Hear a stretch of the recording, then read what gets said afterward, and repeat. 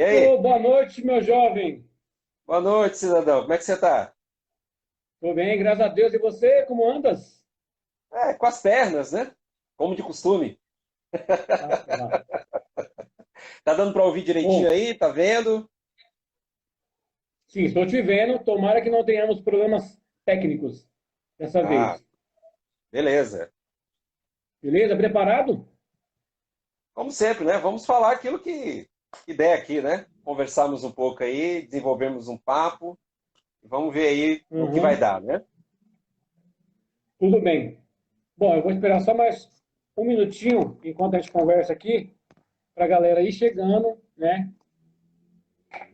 No momento só temos eu e você, mas não importa, não vai ficar gravado mesmo. Tamo junto, Que entendeu? maravilha. Lembrando que a gente vai lançar lá no YouTube, né? Tanto eu vou lançar no Exatamente. meu e você lança no seu canal também. Positivo. Aí você salva o vídeo, me manda o vídeo que eu posto lá no meu canal, beleza? Tranquilo, tranquilo. Como eu ainda estou me inteirando dos fatos ainda, estamos naquela. Certo. Você consegue. Então tá me vendo de boa, né? Tranquilo. Tá. Eu gostaria de, enquanto eu estou mandando aqui para alguns contatos novamente, né? Bom, eu gostaria de falar. Eu vou começar falando um pouco da biografia, se você me permite, né? Tranquilo. Do É Guedes. até ótimo. Hã? É até ótimo, porque esse negócio de passado é contigo. Não, jamais, que isso. Aí, Ah, tudo enquanto eu bem. vou falando dele, você já vai ficando pronto aí, né? Para a gente começar. Vamos lá. Bom, então, bora trabalhar, que é o que importa. Eu vou ler aqui o que eu pesquisei sobre o Guedes. Achei Claro. interessante alguns pontos. E depois eu vou passar para você e você dá prosseguimento, ok? E ao longo da live a gente vai conversando sobre mais detalhes.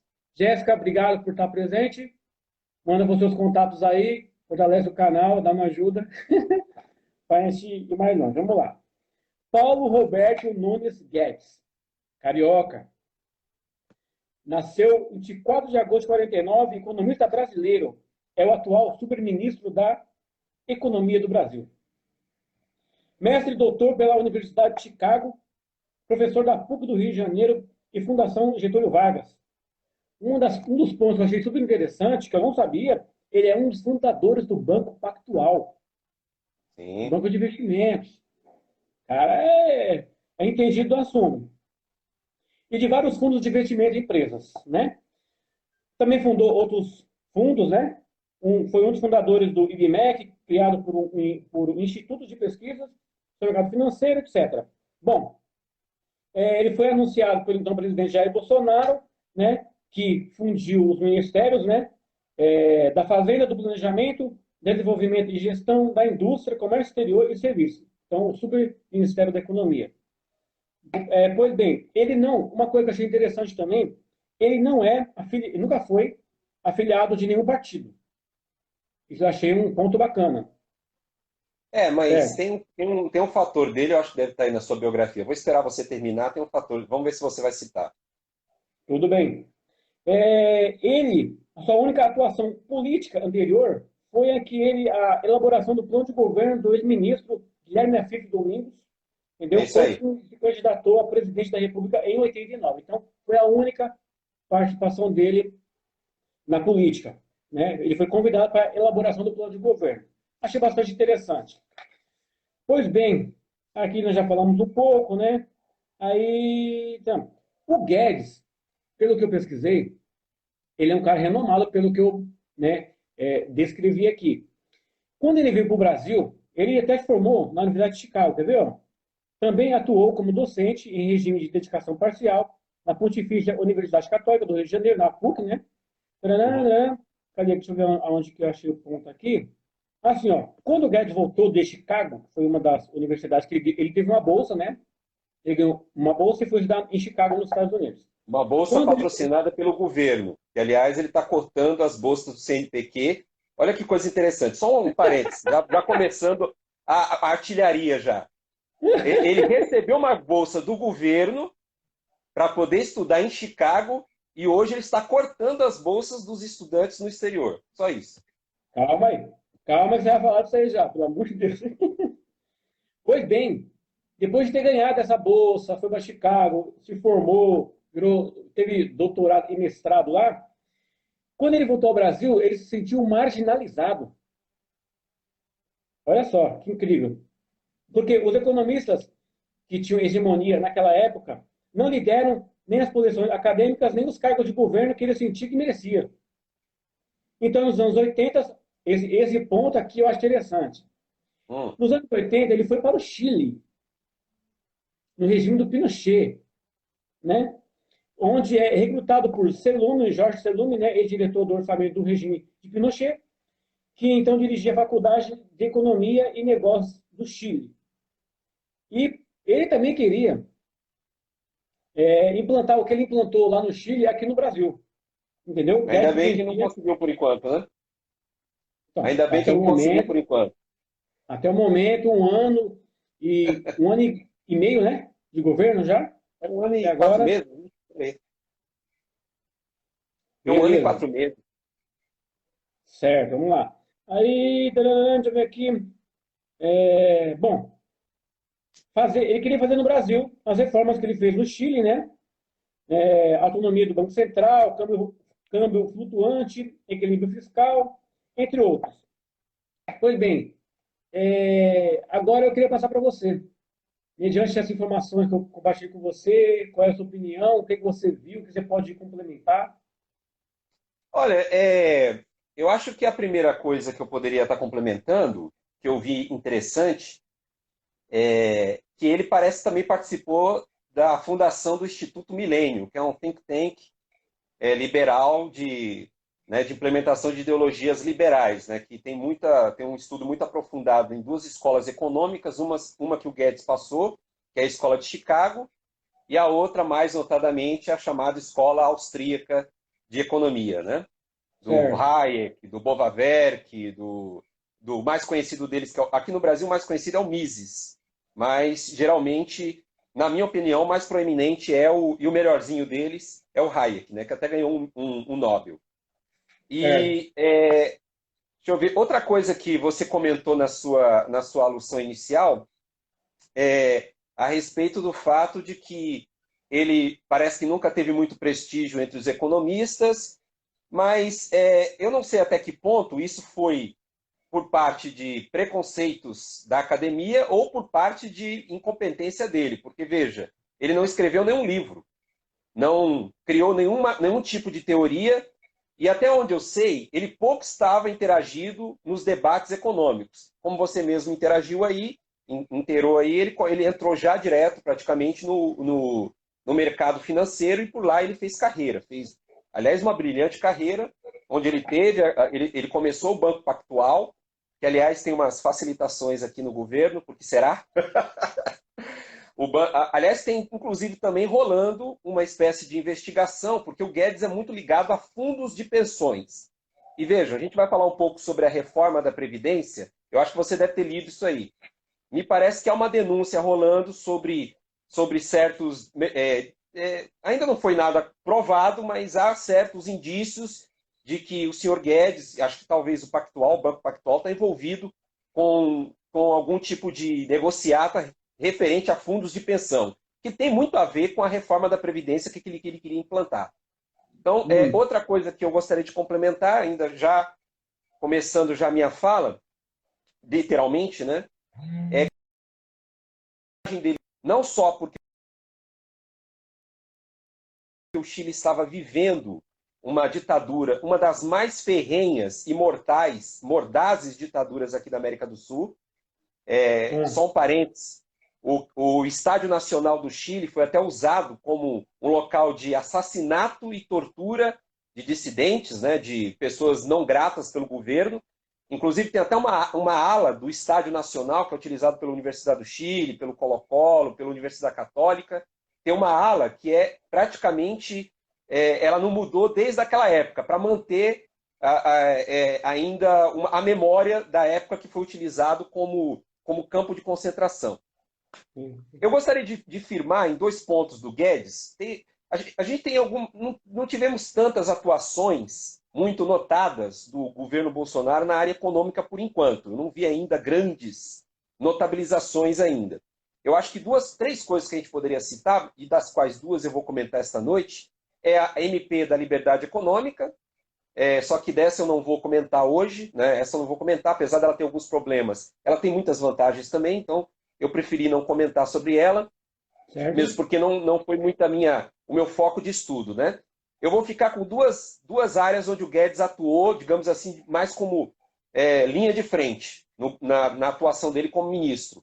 Uma é a reforma da Previdência, nós vamos comentar um pouco sobre ela, e também o chamado Plano Mais Brasil, que é o conjunto de 3 PECs que foram enviadas ao Congresso em novembro, se eu não me engano, do ano passado, mas que por causa dessa pandemia acabou estancada lá, acho que no Senado, ela já está sendo votada no Senado. Então vamos lá. Primeiro aqui eu vou pegar o caderno, né? Tudo bem, Vamos para a tranquilo. reforma da Previdência. Bom, todo mundo sabe que a reforma da Previdência ela passou, então não há muito o que ficar se lamentando. Mas a que passou não foi a orientada pelo Guedes, mesmo porque o governo Bolsonaro, como já se notabilizou, ele tem dificuldade de articulações com o Congresso. E muitos de vocês, Muito. talvez, que estão assistindo no vídeo com a gente, talvez já torçam o nariz. É bom mesmo, porque esse negócio de ficar toma lá da cá, veja. Uma coisa é o toma lá da cá. O que é o toma lá da cá? Olha, é o que está acontecendo agora com o Roberto Jefferson, né? Com a galera que está voltando agora por causa da suspeita de impeachment do Bolsonaro. Olha, você vem para o meu governo, eu te dou uma boquinha aqui. Fizeram isso no governo Lula com a Petrobras. Aliás, antes mesmo. O Fernando Henrique já tinha feito isso, os governos militares já haviam feito isso. O que é? Pegam pessoas que têm ligações com certos políticos para poder ter vantagens em votações no Congresso e colocam lá perante a uma estatal ou em algum ministério. Isso é feito amplamente. De certa forma, isso é normal. O problema é quando isso se torna algo que é vinculado à corrupção. E foi um dos problemas que nós tivemos na Petrobras.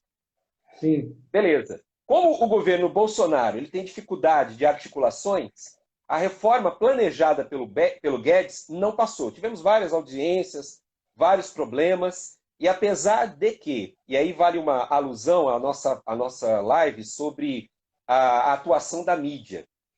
Vocês, quem assistiu, quem acompanhou, o Everton também, deve estar lembrado que a gente discutiu um pouco sobre essa situação, se a mídia ela faz a cabeça do povo ou não.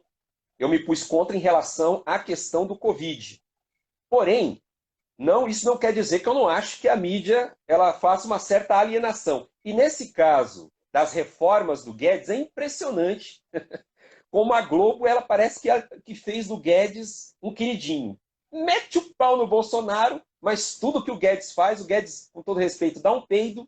Nossa, é um gênio da raça. É um homem inteligentíssimo. Porque assim o Brasil vai para frente. Bom, vamos lá. A reforma da Previdência do Guedes, a que não passou, ela tinha uma série de problemas. Em suma, ela era uma alteração do modelo pactual da Constituição de 88. Ou seja, era acabar com o Estado social e implantar um Estado mínimo. O que quer dizer isso? A nossa Constituição de 88, que já tem sido atacada há muito tempo, já não só pelo governo Bolsonaro, mas por outros, ela estabeleceu uma série de ações para transformar o Brasil numa espécie de estado de bem-estar social. O que é um estado de bem-estar social? É o que acontece em vários países da Europa. Por exemplo, a Alemanha, os mais conhecidos, Suécia, Dinamarca. É um estado que ele tem vários tipos de políticas públicas que favorecem a população. Praticamente todos os impostos que são carreados para o governo são distribuídos na ponta para serviços e assistencialismos. Por exemplo, na Islândia, o cidadão que sai da prisão, ele já tem apartamento e um emprego garantido e um seguro-desemprego. Na Inglaterra, um seguro-desemprego garantido para qualquer pessoa que perde o emprego. E aluguel já pago. E assim por diante. É um Estado que mantém o social, as pessoas que estão mais desprotegidas, para receberem certos benefícios. A ideia da Constituição de 88, em grande parte, e a Previdência se estabelece nisso, era criar esse Estado de bem-estar social. O problema, como no Brasil a gente já conhece, tudo é feito pela metade. Não foi feito, por exemplo, reformas tributárias que pudessem melhorar o sistema de impostos no Brasil.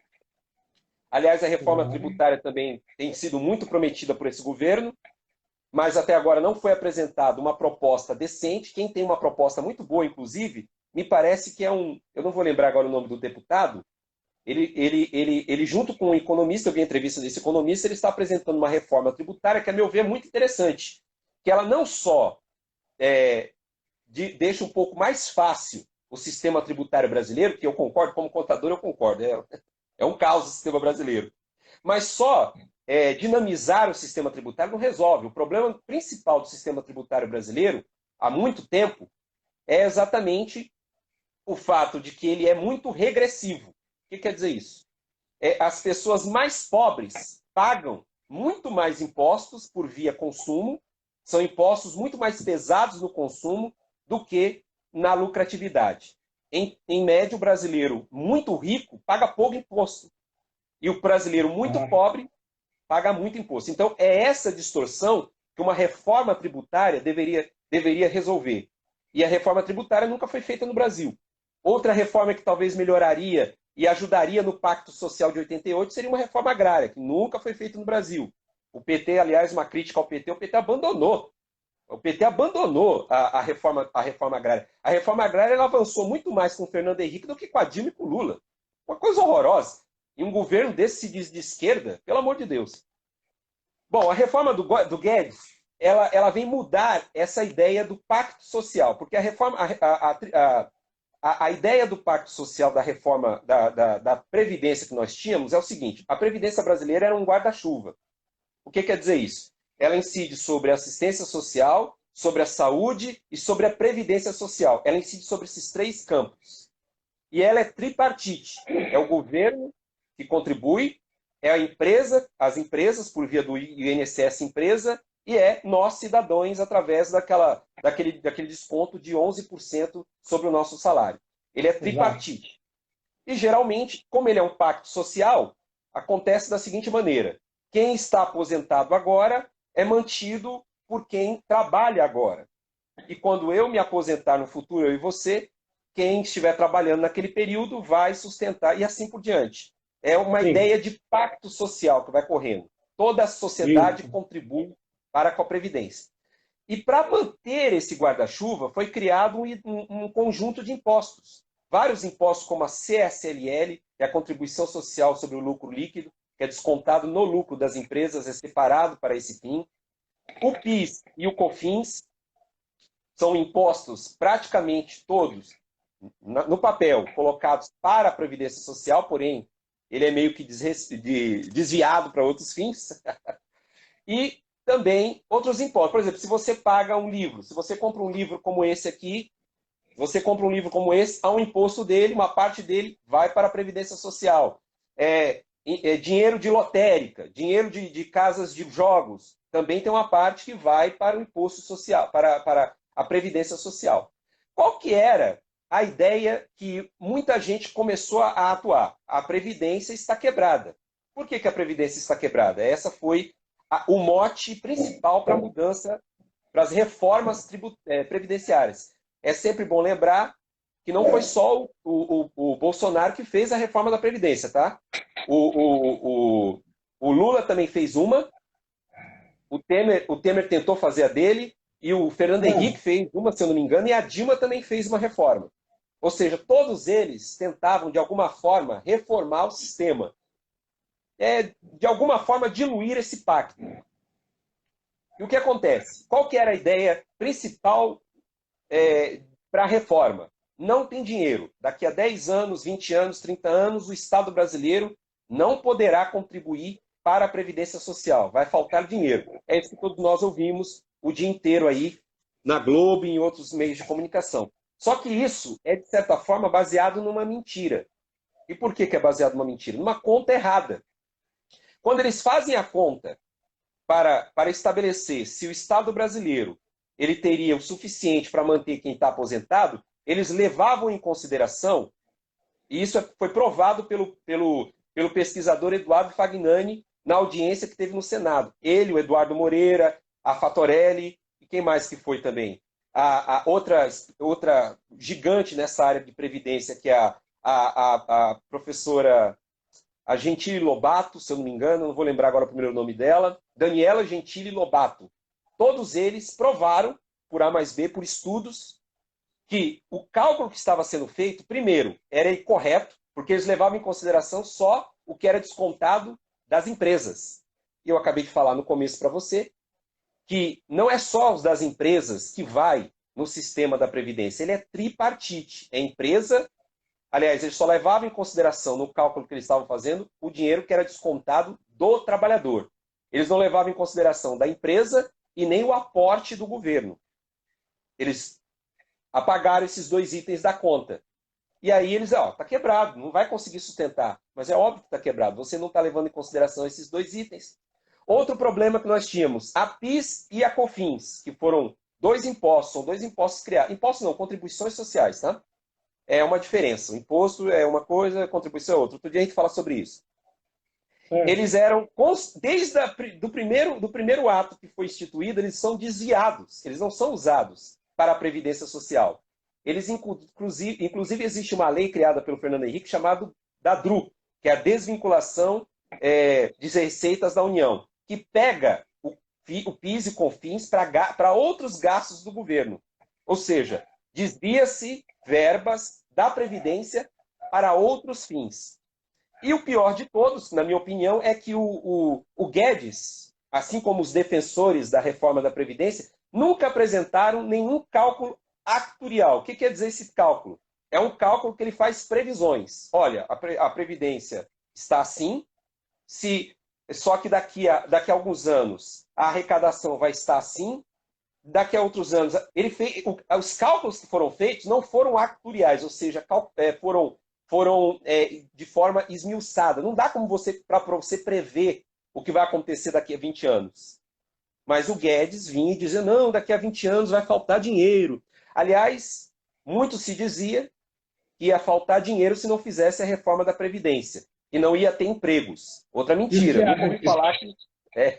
Eu nunca ouvi falar que Previdência Social tem alguma coisa de vinculação com arrumar emprego ou não. Não mudou nada. Você quer falar alguma coisa ou eu posso continuar? Não, eu quero saber o que você pensa sobre isso, o que você acabou de falar, sobre o Guedes aí. Olha, essa reforma da Previdência que ele fez, ela tinha outros problemas. A ideia, Everton, e aliás o que você falou a respeito do Chile no começo é muito sintomático. Por que o Guedes queria fazer uma reforma? Porque a ideia, queridos, se vocês vão lembrar, era de que ele queria mudar o sistema que nós temos, que é o sistema... agora eu não me lembro o nome do sistema que nós utilizamos, que é o mesmo sistema que utiliza a França e outros países, que é esse sistema do pacto social que eu expliquei no início, onde os atuais pagam para quem está na Previdência atual. Ele queria mudar para o sistema individual de contribuição previdenciária, ou seja, a previdência privada. Ele queria mudar praticamente todo. Aí depois ele abriu a oportunidade para se ter os dois modelos. Não sei se vocês estão lembrados. Uma galera, né? Quem entrasse agora iria entrar para o individual, podia fazer o individual, ou escolher o previdenciário normal que nós temos. Só que aí tem um engodo. Por quê? A partir do momento em que você não desvinculasse a obrigatoriedade das empresas de pagar o INSS e a obrigatoriedade do governo de aportar quando estivesse faltando dinheiro na Previdência, a Previdência Social só mantida pelos trabalhadores, ela ia implodir. E ainda tem mais um problema. A reforma trabalhista do Temer, como ela abriu precedentes para trabalhos informais, poucas pessoas iriam contribuir para a Previdência. Já estamos aí na base de 40, se eu não me engano, né, os últimos empregos criados do Temer para cá, para o Bolsonaro, acho que está em torno de 41% de novos empregos, e desses empregos, 41% são informais. Como é que essas pessoas vão se aposentar? Então, o que aconteceria? O que ia acontecer? Todo mundo ia correr para o individual. E no individual, queridos, acontece o seguinte, é seguro social. Quem não paga, não mama.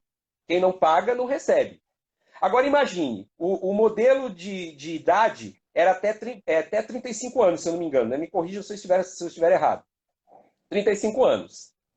Se acontecer alguma coisa, suponhamos que o Everton, em 35 anos de contribuição em carteira assinada, para ele poder receber, ou 35 anos de contribuição para ele poder entrar na previdência privada.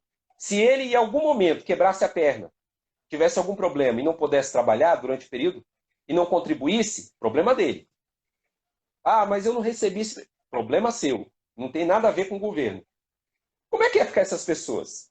Então, e outra, ele ia baixar o BPC, que é o benefício de prestação continuada, que é o benefício dado às pessoas que não tiveram condição de entrar no mercado de trabalho, ou porque trabalham na via rural, ou porque tem problemas mentais, ou porque teve problemas físicos, e a pessoa não conseguiu contribuir. O BPC, que era estabelecido na regra antiga, acho que ainda continua por causa o que eu estou falando é a reforma do Guedes, tá? Não foi bem a reforma que passou no Congresso. Eu estou rebatendo aqui a reforma do Guedes, o que ele queria fazer com a reforma da Previdência brasileira. Ah, o que ele queria fazer. É o que ele queria fazer. Era o ideário dele, inclusive ele ficou todo revoltadinho, porque a reforma dele não passou. Porém, muitas coisas se mantiveram nessa reforma atual aprovada pelo Rodrigo Maia. Como, por exemplo, o período de contribuição ainda é o mesmo, do Guedes. Se eu não me engano, agora tem regras mais rígidas para o BPC, o que dificulta ainda mais pessoas. Veja, o mercado de trabalho brasileiro, ele é muito desigual, ele é muito caótico. Tem um cálculo feito pela Universidade de Campinas, a Unicamp, que diz que o trabalhador brasileiro, em média, ele fica com carteira assinada no emprego fixo 8 anos, em média. Ou seja, ele fica 8 anos, pode ficar 2, 3 desempregados, depois... Então é muito caótico. Fora que agora com a reforma da Previdência, da trabalhista do Temer, as pessoas podem trabalhar em regime que não é garantido pela Constituição, que não é garantido em carteira assinada. Como é que essas pessoas vão contribuir? Como é que a Previdência vai manter essas pessoas no futuro? Então, ocorreriam problemas que a reforma da Previdência ainda pode ser uma pauta ainda restabelecida no futuro, de que daqui a 10, 20 anos, a gente vai ver velhos passando fome. E se a reforma do Guedes tivesse sido aprovada, pior ainda. As pessoas iam sobreviver com 200, 300 reais. Eu tive uma discussão com um empresário, um cliente do escritório que nos presta, do escritório que eu trabalho. Eu tive, não uma discussão, mas uma conversa. Eu gosto muito de conversar com ele. E ele é liberal. Ele adora o Guedes. Ele é fanzoca do Guedes. Não, e aí a gente discutia na época da reforma da Previdência esses assuntos. E ele falou, não, porque a reforma da Previdência veio destruir distorções, porque quem está no funcionário público ganha mais. Veja, a reforma da Previdência, ela estabelece que 80% das pessoas que estão dentro do regime da reforma da Previdência iriam sofrer com a reforma. Ou seja, esse papo de que ia só pegar quem ganhasse muito é papo furado. 80% de todos os brasileiros entraria em tese na reforma do Guedes. E eu falei para ele o seguinte, pensa comigo o seguinte, nós temos mais de 2.500 municípios, eu acho, por aí, por volta disso. Boa parte deles se sustenta a partir do pouco ganho de aposentados. Há municípios inteiros que se mantêm com a verbas de aposentados. Há comércios que se garantem com a venda para produtos para aposentados. Há famílias que dependem de aposentados. Se você quebra a possibilidade dessas pessoas de receberem, o que você vai fazer com a economia desses lugares? Vai entrar em frangalhos.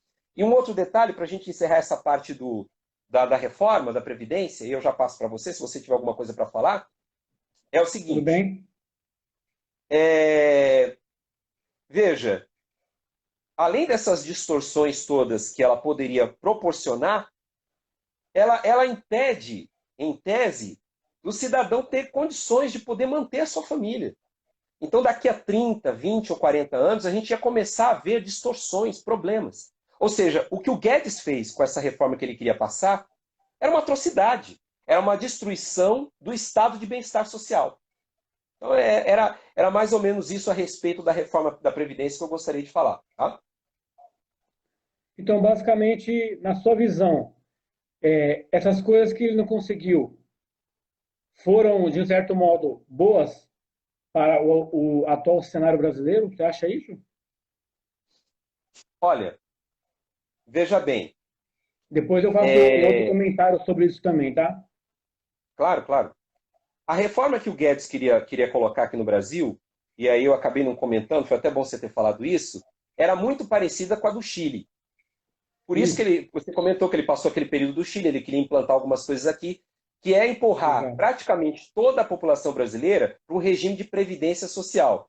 Aí você se cadastraria num fundo de pensão, e vale lembrar que lá no Chile esses fundos são podres de rico, com a aposentadoria do povo, prometendo mundos e fundos. E hoje você tem aposentados no Chile se matando. Eles não têm condição de se manter. Agora imagine você colocando isso aqui no Brasil. Só para exercício de raciocínio, como seria? É empurrar a massa brasileira de aposentados num sistema que mais cedo ou mais tarde, como aconteceu no Chile, iria quebrar. Agora eu pergunto para você, por que pegar uma fórmula que não deu certo em nenhum país? Não deu certo no Chile e em mais 15 países. Todos eles estão voltando atrás nessa reforma individual que o Guedes queria fazer. Por que ele queria implementar aqui? Aí, talvez, aí eu deixo no Boa ar, pergunta. Por não que que ele posso, queria? não posso provar as ligações que ele tem com fundos de pensões. O BPG Pactual seria um dos mais beneficiados com fundos de pensão. Mas aí são coisas que eu já não posso provar. O Guedes ele é despreparado, ele não conhece o Estado brasileiro. Ele tem dificuldade de entender qual é a dinâmica do Estado. Ele cai numa ideologia que é muito perene, que é mais ou menos como eu discuti com o meu colega lá no meu canal, que ele foi discutir comigo, a respeito do Estado pequeno e Estado grande, que eu gostaria de falar depois. É Certo. essa ideia de que o Estado brasileiro gasta muito e que o Estado brasileiro é grande demais e muito aparelhado. Ué, mas se o Estado brasileiro é tão grande, por que o serviço brasileiro, e você que é um servidor público sabe melhor do que eu, por que o serviço brasileiro é tão mirrado? É uma pergunta a se fazer. Então, na minha opinião, o que o Guedes queria implantar com a reforma da Previdência era um problema muito grande. Bom, só para complementar a sua fala, eu gostaria de falar alguns detalhes também do que eu pesquisei. Geralmente considerado como um ultraliberal, talvez por isso dessas medidas que ele queria implementar, né? No campo econômico, Guedes tem sido um defensor de privatizações das estatais brasileiras, da reforma tributária e da Previdência, como você já citou, né? Quanto à reforma da Previdência, Guedes defendeu a mudança do sistema atual de partição, né? Como você já falou, Repartição. pelo modelo de contas Era esse o individuais. nome. Isso. Regime o qual o pagamento dos aposentados é feito pelos trabalhadores ativos, pelo modelo de contas individuais de capitalização. Pois bem, quanto ao amplo programa de privatizações que aparece no plano do governo do Jair Bolsonaro, que não especifica quantas ou quais das 147 empresas estatais da União seriam vendidas. Também há desconfiança. O objetivo seria utilizar todos os recursos obtidos com as privatizações para pagar a dívida pública. Rapaz, Olha, bom. deixa E eu também a só. unificação, só um segundinho, também a unificação dos tributos federais. Ele até falou em trazer de volta a CPMF, e isso não foi bem visto, né? Uhum. Seria unificar esse imposto, né? A ideia era a substituição do PIS, COFINS, IPI e IOF, Então, entendeu? tem mais alguma coisa aí? Porque tem duas coisas que eu gostaria de comentar sobre isso aí. Vamos lá. Pode O comentar primeiro que depois eu item, vou entrar em outro assunto aqui. Pode comentar, tá? beleza. O primeiro item sobre a privatização, Everton, eu quero deixar bem claro que eu não sou totalmente contrário a privatizações. Há privatizações que de empresas, algumas empresas no Brasil, sejamos francos, algumas são até inúteis. Por exemplo, Exato. eu fiquei Também sabendo de penso isso. alguma, eu fiquei sabendo de uma empresa, de uma empresa, eu não me lembro, de uma administradora de cemitérios aqui em São Paulo, que acho que até o Dória queria passar para o serviço privado. Mano, esse tipo de empresa, eu não vejo problema em vender. Agora, vamos lá. O problema aqui que o Guedes está querendo mexer são com empresas que são patrimônios nacionais, são gigantes nas suas áreas e são itens até, na minha opinião, de segurança nacional. Por exemplo, a Petrobras é uma gigantesca no mundo. Você não pode vender para o exterior uma empresa tão importante quanto essa. Entende o problema? Concordo. Ah, mas o Brasil o governo não sabe administrar empresas. Vamos lá. O problema, então, não é o fato da empresa ser ruim. O problema, então, é de administração. Põe uma pessoa técnica lá, como já deveria ter sido feito há muito tempo, não apaniguado político, e aí a coisa funciona. É o que eu entendo. O governo não precisa vender uma empresa cujos recursos podem ser recarreados para importantes funções e desenvolvimentos do país. Agora, veja, se você vende uma empresa como a Petrobras, você perde o monopólio sobre a extração do petróleo, você perde o monopólio sobre o próprio petróleo, o refinamento do petróleo, e por mais que você ganhe um dinheiro... Veja, Everton, agora parece que a Embraer, né, que foi vendida ano passado, parece que vai ser desfeito. A Boeing está querendo desfazer o negócio. A Boeing não vai conseguir comprar porque parece que está com dificuldades, alguma coisa relacionada à pandemia. E a Embraer vai repassar para o Estado brasileiro. Bom, a Embraer ela foi vendida a preço de banana. E o que é a Embraer, senhores? É uma das empresas mais importantes que criava tecnologia de aviões aqui no Brasil.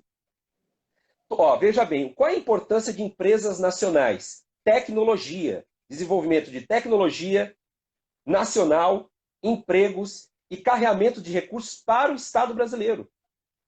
Se você abre mão das empresas, você abre mão de tecnologia high-tech, middle-tech, low-tech. É o Brasil abrindo mão de entrar no mercado mundial. Porque, veja, existe a galera... Eu expliquei isso num vídeo que eu pus recentemente. O capitalismo é como se fosse uma gangorra. Você tem uma galera dos campeões que ficam aqui em cima e uma galera que fica aqui embaixo. O professor Paulo Gala, que é um importante economista brasileiro, inclusive eu aconselho o canal dele para todo mundo que estiver nos assistindo, ele falou uma coisa interessante. É impossível um país de terceiro mundo, é quase impossível um país de terceiro mundo subir para primeiro mundo no livre mercado. E por que isso é impossível? Imagine o livre mercado como um platô, uma espécie de montanha, onde fica uma galera. É normal no capitalismo as empresas criarem monopólios, oligopólios e por aí vai. Eles crescem. Quando uma empresa de um Brasil da vida começa a querer subir para concorrer com elas, essas empresas começam a o quê? A jogar pedras e impedir que essa cresça. Então, se você deixar o Estado de fora, se você deixar o livre mercado correr solto, nesses termos que eu estou falando aqui, a empresa grande vai engolir a pequena. Então é necessário que haja um aporte estatal, foi o que fez a Coreia do Sul, foi o que fez os Estados Unidos, sim, os Estados Unidos, e a gente pode falar sobre isso numa outra live, foi o que fez a França. Eles utilizaram o Estado para impulsionar as empresas nacionais, para que elas tivessem vigor e força para desenvolver tecnologia, quebrar patentes para poder aprender a fazer. Por exemplo, a China fez isso. A China, ela não quis comprar celular.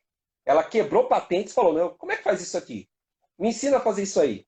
Aí foram técnicos, foram patentes quebradas, o governo chinês obrigou patentes, na justiça, patentes serem quebradas, e aí o que aconteceu? Surgiu empresas de tecnologia chinesa. Agora me diz, onde que estão as empresas de tecnologia chinesa? São as melhores do mundo. E o Brasil, onde é que está? Em lugar nenhum.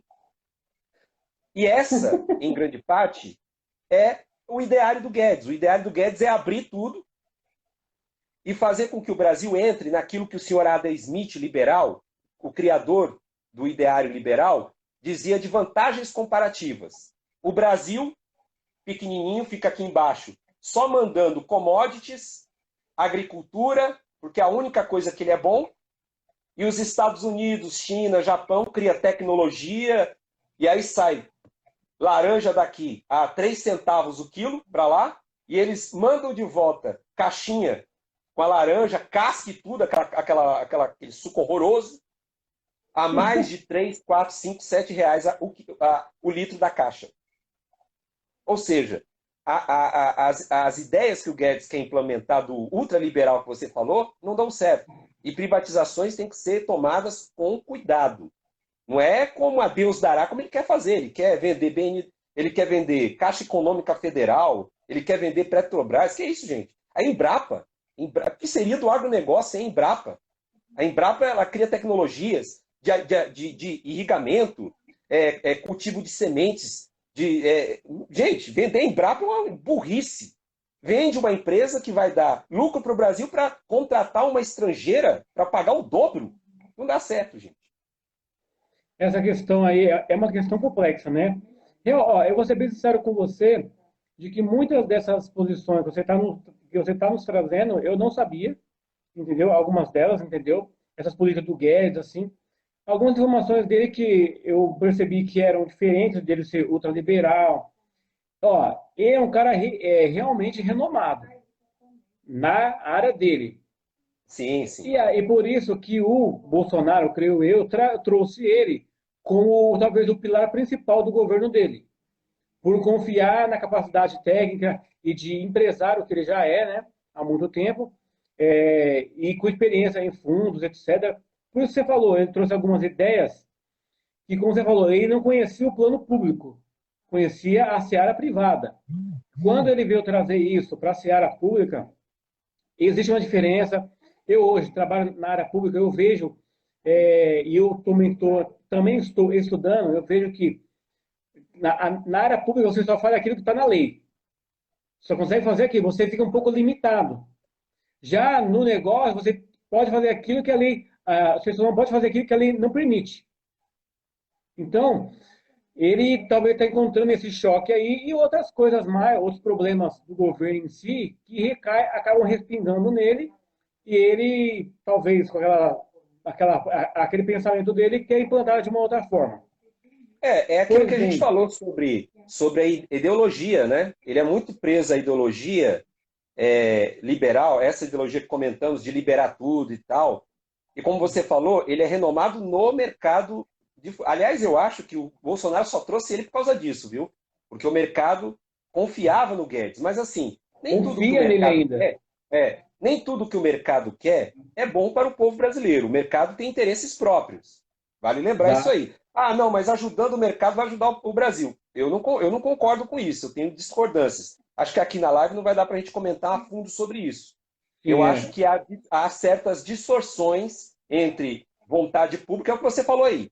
Público tem um pensamento, o mercado muitas vezes vai em outra direção.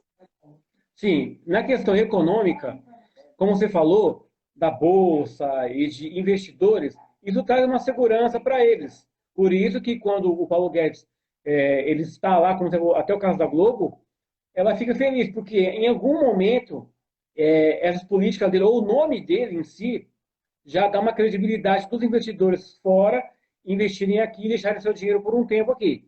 E isso é bom para o Brasil, entre aspas, né? Em algum momento. Pois bem, eu quero falar agora, nós temos aí mais ou menos uns 15 a 12 minutos para a gente falar, sobre uma controvérsia também sobre a vida pública dele, né? Que depois que ele vira ministro, a capivara dele é puxada e você tem que analisar a vida dele. Vamos lá. Existe uma controvérsia sobre uma investigação sobre gestão fraudulenta em um dos negócios privados dele. Em 2 de outubro de 2018, o Ministério Público Federal decidiu iniciar uma investigação preliminar acerca de suspeitas de fraude na gestão de fundos de investimentos administrados por Guedes. Desde 2009, esses fundos de investimento receberam aportes no valor de R$ 1 bilhão, oriundos de fundos de pensão de empresas estatais brasileiras, como a PEV, Banco do Brasil, Petros, da Petrobras, Funcev, da Caixa Econômica Federal, e Postales dos Correios, etc., que estão sob investigação de forças de tarefa da Polícia Federal. Quando falou Polícia Federal, já me toquei, eu lembrei do caso do Bolsonaro, que não é o nosso caso aqui, né? Dele querer saber o que está acontecendo na polícia. Bom, Tá Não estou enrolado essa aqui, história aí, hein? não estou dando indireta para ninguém, não estou supondo nada, estou levantando informações. É. Dentre as quais a operação é Greenfield, cujo foco são as aplicações da modalidade fundo de investimento. Bom, só mais um tema aqui, que talvez não é, vai criar uma certa polêmica, mas ele fez um comentário sobre o AI-5. Ele ponderou que na época lá, né, deu aquele reboot todo, levando o povo. Bom, então, ele fez um pronunciamento, um comentário sobre o AI-5, né? No dia 25 de novembro, Guedes disse durante entrevista em coletiva em Washington, D.C., não se assustem, então, se alguém pedir o AI-5. Já aconteceu uma vez? Ou foi altura, ou foi diferente? Levando o povo, ele quis dizer o seguinte, está tendo algum regular, ele deu a opinião dele sobre o AI-5, não é o caso nosso aqui, entendeu?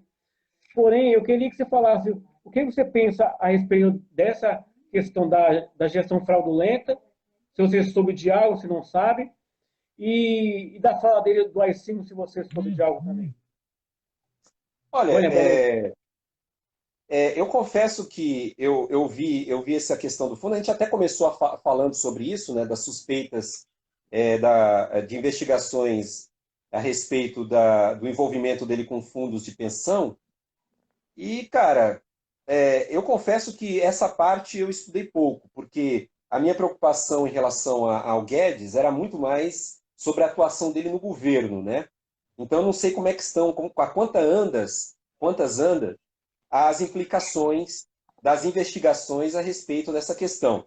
Agora, como eu disse no começo, é muito suspeito o fato de que, se a reforma da Previdência, nos moldes que ele queria, de privatização e individualização da contribuição previdenciária, passasse, é óbvio que isso iria implicar que o cidadão, eu, você, qualquer pessoa que está nos assistindo agora, buscasse um fundo de pensão. Isso é óbvio, não. Tem que buscar um fundo de pensão de um banco, de outro. E como o Guedes tem ligações com fundos de pensão, e é uma área de trabalho onde ele conhece, pelo menos nessa da parte privatista, privada, em todos os sentidos, não brincadeira privada, pode ser que, a meu ver, haja um conflito de interesses. Mas até aí são tudo especulações. Sim. As investigações ainda estão rolando, a gente não sabe ainda o desenrolar disso. Sobre a questão do AI-5, cara, é mais uma fala desses ministros do Bolsonaro. Porque muita gente fala, pô, o Bolsonaro é um burro. Eu concordo. Eu fiz até um vídeo recente sobre isso, do porquê que eu acho que ele é burro, e eu provo porquê que ele é burro. Agora, pelo amor de Deus, não é só o Bolsonaro que faz mancada, ele fala um monte de bobagem. O Guedes, o Weintraub, pelo amor de Deus, aquele ministro das Relações Exteriores, e o Guedes não foge a essa discussão, entendeu? O Guedes, aliás, ele não foi só essa fala, né? Teve aquela da empregada doméstica, não sei se você está lembrado, que ele falou da empregada doméstica, que agora a empregada doméstica não pode mais viajar. Ele é cheio de frasezinhas assim, que o pobre é pobre porque não poupa. Não, pobre não é pobre, não poupa porque não tem dinheiro. Então ele falou uma dessa aí também. Enfim, o Guedes, ele sofre o que muitos liberais ricos na posição dele sofrem. A falta de entendimento do chão de fábrica, de quem está aqui embaixo. Ó. Ele tem dificuldade de entender isso. E isso está ligado à falta de entendimento dele do que é o Estado brasileiro. O Estado brasileiro, senhoras e senhores, não é um Estado grande, como muita gente diz. E é o que está muito preeminente na cabeça do Guedes para ele falar essas bobagens. Ele tem dificuldade de entender a máquina pública. Ele tem dificuldade de entender a situação de pessoas em posições extremamente vulneráveis. É uma dificuldade desse governo de poder entender. Aliás, não é só dele, o governo inteiro tem uma dificuldade de entender e de olhar para as pessoas que são mais pobres. Sabe, a ideia do plano do Guedes, em suma, o plano liberal, geralmente é jogar as pessoas à própria sorte. E esse é um grande problema que eu vejo nos ideais e nas políticas públicas que ele implementa. Então, esse é um grande problema. Agora, por que o Estado brasileiro, eu considero ele não grande e pequeno? Eu vi uma discussão uma vez, aliás, pequeno e não tão grande quanto as pessoas falam. Eu vi uma discussão uma vez de um jurista brasileiro, a gente tem 10 minutos, né? Eu vou ser bem rápido, bem breve, 5 minutos. Isso, beleza. Um jurista brasileiro, eu não me lembro o nome dele, Maurício Dieter, eu acho, eu não vou lembrar agora. Ele, nas eleições de 2018, ele foi para uma discussão numa periferia, acho que Capão Redondo. E ele estava conversando com alguns jovens que ali se juntaram para fazer algumas discussões. E aí ele perguntou para um jovem que tinha lá, que inclusive queria se candidatar para ser vereador, alguma coisa, e ele perguntou: o que você acha dessa discussão do Estado brasileiro ser grande ou ser pequeno? O que você acha disso? É uma discussão que está muito em voga hoje. Aí ele pegou, pensou, o rapaz, né? Pensou, peraí, Estado grande? Mas vem de cá, aqui a gente não tem polícia, a gente não tem saúde, não tem saneamento básico. Que Estado grande é esse? Entendeu o que eu quero dizer? O Estado brasileiro, ele é grande, digamos assim, em problemas como corrupção, eu concordo, precisa ser melhorado na parte da burocracia, mas isso é uma parcela do Estado. Agora, o Estado brasileiro ele é altamente deficitário na parte de serviços públicos. Existe uma pesquisa na OCDE, quem quiser depois pode entrar, onde ele faz um cálculo do tamanho do serviço público, dos servidores, do número de servidores públicos e de serviços públicos de diferentes estados. O brasileiro ele é um dos ele está em mediano. Bélgica, isso é por população, tá? Como é que fala? Por média. Bélgica, Holanda, França são estados muito maiores do que o Brasil em cobrança de impostos e em número de servidores por pessoa. O brasileiro está entrando numa ideologia de Estado grande, que é muito pregada pelo Guedes, para quê? Para que essas pessoas que estão à frente da política pública possam implementar políticas, possam implementar reformas que vão transformar o Estado brasileiro muito mais rentável para o mercado do que para a população. E o Estado brasileiro, na sua Carta Magna, a Constituição de 88, ela diz claramente que o Estado brasileiro ele é o principal motor desenvolvedor do país. E ele tem a obrigação de manter a população brasileira. Se a gente seguir esse ideário que muitos querem implementar na população brasileira, é trocar o Estado brasileiro por um assistencialismo barato e jogar várias populações de miseráveis ao léu. Isso é complexo, isso é complicado e precisa ser revisto nesses termos. É isso que está por detrás de muitas dessas políticas que o Guedes quer implementar. Infelizmente, acho que não vai dar tempo de falar sobre o Plano Mais Brasil, que é um conjunto de 3 PECs que praticamente destrói a Constituição de 88. É uma reformulação do Estado brasileiro que prejudica até os servidores públicos. Congelamento do salário mínimo, diminuir o salário do servidor público em até 25%. O que mais? É louco, tá amarrado em nome de Jesus. Mudança do pacto federativo, pegar vários municípios e juntar em vários, pegar os subsídios para educação e saúde e juntar numa coisa só e não obrigar os estados e os municípios a dar uma verba específica de educação e saúde para áreas que precisam, não. É deixar na mão do prefeito para ele decidir para onde vai essas verbas. Para onde você acha que vão esse dinheiro? Se eu desvinculo isso da Constituição e mando para o cara, ó, essa verba aqui, e não digo para ele, cara, essa verba é para você, tem na lei, você é obrigado a implementar, sei lá, 15% dessa verba em educação. Se eu tiro isso da Constituição, para onde vai esses 15%? Para o bolso do cara. Vai para obras públicas. E a educação, para onde vai? Esse Guedes é louco. É que não dá para a gente falar aqui, não vai dar tempo, senão a gente vai avançar demais. Mas a gente pode até marcar para estar falando isso sobre isso outros dias. Tudo bem, ó. Em primeiro lugar, quero te agradecer aí por trazer essas informações, a gente conversar um pouco. É um assunto complexo, né? Falar de política, né? Não é todo mundo que gosta também. Alguns também podem interpretar de uma outra forma, de que a gente quer falar de contra o presidente, e não é isso, a gente quer trazer informações. E bacana, tá? Nós também já havíamos conversado até sobre um vídeo que eu lancei, que você viu, e vamos falar na próxima live sobre empreendedorismo na sua visão, né? Eu também tenho outra visão, tem até uma resposta. Depois você pode dar um spoilerzinho e já se despedir do pessoal? Não, então, o que acontece. Eu fiz um vídeo, né, que inclusive gerou polêmicas não só com o Ed, junto com o vídeo do Ed, mas também com esse colega aí com quem eu conversei, a gente falou sobre isso, que eu comentei no início da live. Hum, Eu tenho algumas críticas, não ao empreendedorismo em si, mas à modinha do empreendedorismo. E eu faço algumas críticas, eu citei duas nesse vídeo, mas eu tenho mais algumas outras, que até eu pensei em gravar outro vídeo, mas depois eu deixei para lá, busquei outra coisa. Mas a gente pode estar falando na próxima live aí sobre isso. beleza, então, a nossa próxima live a gente vai divulgar.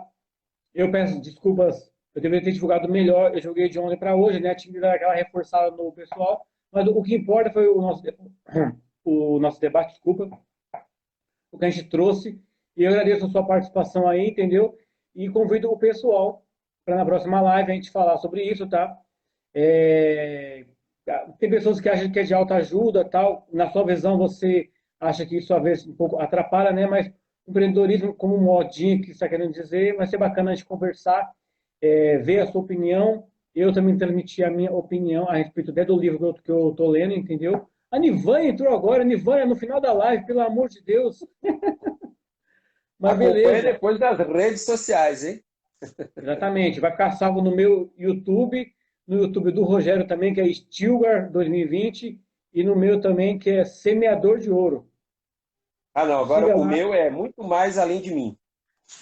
Eu Ah, mudei o verdade, nome lá. desculpa. O Desculpa, né? Que tinha um Stilgar vídeo meio, né? do Instagram. Ah, beleza, tudo bem então. Então, basicamente é isso, tá? Vai ficar salvo tanto no YouTube dele quanto no meu. Eu vou deixar disponível também nos stories do Instagram para quem não pôde ver agora. Eu acho que é um assunto bacana. É um assunto complexo, né? Para quem ainda não está acostumado com política, né? Mas Faltou bastante vale. coisa, né? É um assunto que é bem amplo aí. Tem muita coisa para comentar. Como eu disse, ficou de fora a MP da Liberdade, faltou falar dessas PECs melhor e até de algumas atuações do Guedes, mas é sempre assim, gente. Crítica, eu não tenho críticas pessoais ao Guedes. Eu tenho mais. Eu fiz até uma brincadeira uma vez chamando ele de rato, mas assim, são críticas à ideologia e às práticas que, na minha opinião, não é o caminho que o Brasil precisa nesse atual momento. Tudo bem. Então, eu agradeço, Rogério, o pessoal que esteve com nós aí. Muito obrigado. Até a próxima live. Acompanhe pelos meus stories no Instagram, no Facebook, tá bom? Rogério, boa noite e obrigado, cara. Até a próxima. Tchau, Boa tchau. noite aí, um abraço para vocês. Ok, valeu.